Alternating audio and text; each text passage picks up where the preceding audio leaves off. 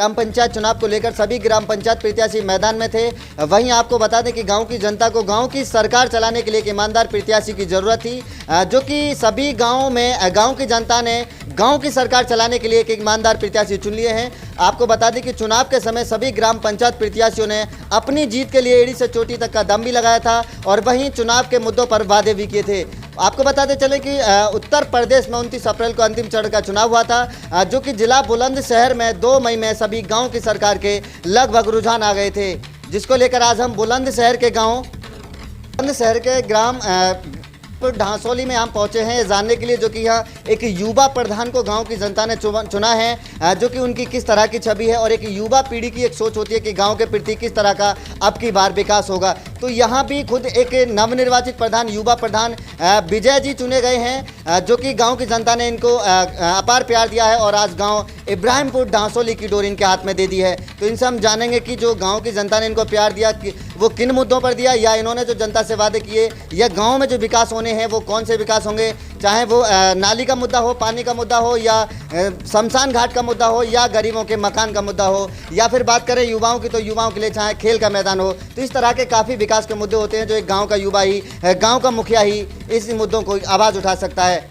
कि गांव की जनता का कहना है कि जो विजय कुमार जी हैं, जो कि उनको एक गांव इब्राहिम ढांसोली की डोर सौंपी है, इनका पिछले कई सालों से जो दौर है वो समाज सेवा का दौर रहा है। काफ़ी सालों से ये समाज की सेवा करते आ रहे हैं और यही वजह बनी कि गांव की जनता ने आज इनको गांव का मुखिया बनाया। प्रथम आपके चैनल के माध्यम से इब्राहिमपुर और ढांसोली के समस्त नागरिकों का तहे दिल से आभार व्यक्त करता हूं, धन्यवाद करता हूं। उन्होंने मुझे इतना प्यार और सम्मान दिया, मैं जीवन भर उनका ऋणी रहूँगा। मेरा नाम विजय कुमार, इब्राहिमपुर ढांसोली की जनता ने मुझे प्रधान के रूप में चुना है। जय जी, आप गांव इब्राहिमपुर ढांसोली के नवनिर्वाचित प्रधान चुने गए हैं। गांव की जनता ने आपको अपार प्यार दिया है। आप खुद एक युवा हैं और जो कि गांव के युवाओं ने आपको वोट दिया, तो आप गांव के युवाओं के प्रति किस तरह की सोच रखते हैं और आपको जो कि एक बुजुर्ग हैं या महिला हो या बुजुर्ग आदमी हो या गांव के गरीब मजदूर किसान लोग हों, इनके प्रति किस तरह की सोच है, कैसे समाज को लेकर चलेंगे और जो कि गांव में विकास के मुद्दे होंगे उनको कैसे कराएंगे, और सबसे बड़ी बात कि पहला मुद्दा आपकी निधि से गाँव में कौन सा होगा? बिल्कुल आपको बता दूं, गांव के सारे लोगों ने इब्राहिमपुर से ढांसोली से बहुत प्यार मान सम्मान दिया, प्रधान के रूप में मुझे चुना। मुझे सारी समाज को साथ लेके चलना है, सबकी सहमति से ही गांव में काम करना है, विकास करना है। और गांव के जो प्रमुख काम है, जल भराव की समस्या है, गांव में घुसते ही बहुत बड़ी समस्या है। उसके पीछे ही गांव वालों ने जो ज़्यादा वोट दिए हैं, यही सोच के दिया है कि विजय इस पानी को निकलवा देगा। सबसे पहले मेरी निधि से जो काम होगा वहाँ पानी निकालने के लिए ही होगा। गांव में साफ़ सफाई, लाइट, बैठने के लिए सीट, डस्टबिन, जाल, जो भी विकास कार्य प्रधान निधि के अंतर्गत होते हैं, सारे काम प्रॉपर तरीके से कराए जाएंगे। कभी भी व्यक्तिगत कोई काम नहीं करना, सब समाज को साथ लेके सबका साथ सबका विकास ही करना है। शमशान में कोई वहाँ कंस्ट्रक्शन नहीं हुआ है, ऐसे ही खुले में ही वहाँ जो अभी तक दाग लगाते हुए आए हैं। नल भी लगवाना है, वहाँ टीन सेट भी डलवाना है, बुजुर्गों की पेंशन भी बंधवानी है, गरीबों के मकान भी बनवाने हैं सारे। जैसा कि अभी आपने बताया कि चाहे वो शमशान का मुद्दा हो या गरीबों के मकान का मुद्दा हो या वृद्धा पेंशनों का मुद्दा हो, तो इस तरह के काफ़ी विकास के मुद्दे हैं जो आप गांव में काम कराएंगे। और आपने अभी अवगत कराया कि पहला मुद्दा मेरा पानी के निकास को लेकर होगा, जो कि गांव में बड़ी समस्या आती है। अगर हम बात करें युवाओं की या युवा लड़कियों की, तो वहीं कहीं ना कहीं जो कि एक आर्थिक स्थिति की वजह से आगे युवा नहीं बढ़ पाते हैं, जो गरीब परिवार से होते हैं, तो जिनके लिए सरकार जो है आज एक खेल का मैदान मुहैया करा रही है, लड़कियों के लिए सिलाई सेंटर जैसी व्यवस्था करा रही है, जिससे कि अगर वो आगे बढ़ेंगे उन्हें एक सर्टिफिकेट मिलेगा और एक रोजगार का मौका भी मिलेगा। तो इस तरह के मुद्दों पर आप क्या कहेंगे? बात करें शिक्षा विभाग की या स्वास्थ्य को लेकर, तो स्वास्थ्य के विषय पर आप क्या कहेंगे, या शिक्षा जो कि आज सुधार नहीं है, शिक्षा लेवल नीचे स्तर पर है, उसको ऊपर कैसे ले जाएंगे? बिल्कुल आपको बता दूँ, सिलाई के लिए, सिलाई सिखाने के लिए सिलाई सेंटर खोला जाएगा। स्वास्थ्य के लिए जब गांव में साफ़ सफाई अच्छी होगी, बढ़िया वातावरण होगा, पेड़ लगवाए जाएंगे तो स्वास्थ्य सही रहेगा। तो डिस्पेंसरी भी खोली जाएगी और खेल के लिए मैदान की भी व्यवस्था करी जाएगी। तो यहाँ जो स्वास्थ्य केंद्र है वो काफ़ी दूर है यहाँ से, तो सरकार से हम यही निवेदन करेंगे, लिख के भी देंगे कि यहाँ एक डिस्पेंसरी खोल दी जाए, जिससे लोगों का यहीं होता रहे, उपचार होता रहे। को बता दूं, शिक्षा की अगर बात करें हम तो यहाँ कोई इंटर कॉलेज लड़कियों के लिए नहीं है, तो मैं सरकार से यही निवेदन करूँगा लिख के दूँगा कि मेरा प्रयास होगा कि यहाँ एक कन्या इंटर कॉलेज की भी स्थापना की जाए। मैं अपने कार्यकाल में प्रयास करूँगा और मुझे विश्वास भी है कि मैं एक कन्या इंटर कॉलेज की स्थापना करवा दूँ, और सरकार से भी मैं ये निवेदन करूँगा। प्रधान जी, आज पूरा देश कोरोना जैसी महामारी से जूझ रहा है। वहीं अगर बात करें जो कि एक पीछे से ब्लैक फंगस जैसी बीमारी भी देश में पैर पसार रही है, तो आप एक नवनिर्वाचित प्रधान हैं, एक युवा हैं, एक युवा की सोच होती है, एक युवा की जो सोच होती है वो गांव के प्रति एक अलग ही सोच होती है। तो आप गांव की जनता को इस तरह की महामारियों से, घातक बीमारियों से किस तरह से बचाव कर रहे हैं, किस तरह से सुरक्षा कर रहे हैं और किस तरह से उनको एक संदेश दे रहे हैं जो कि 2 गज दूरी, मास्क जरूरी का भी पालन जनता करती नज़र आ रही है? बिल्कुल, मैं आपको बता दूं, दोनों गांव 2 बार सैनिटाइज भी करा दिए हैं, और इसमें बचाव भी सुरक्षा है। मास्क लगाएं और दूरी भी बना के रखें। मैं आपको बता दूं, हमने निगरानी टीम के साथ आशा, आंगनवाड़ी, हमने ऑक्सीमीटर और थर्मल स्कैनिंग घर घर जाके जो है जाँच करी।